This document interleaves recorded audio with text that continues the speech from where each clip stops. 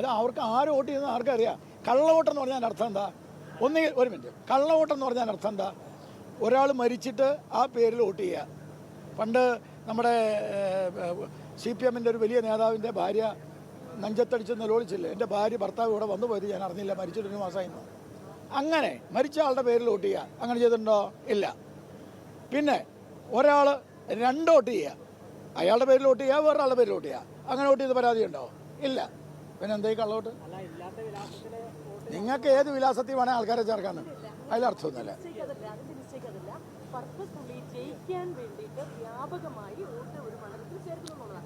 അതിനകത്ത് യാതൊരു സംശയവുമില്ല.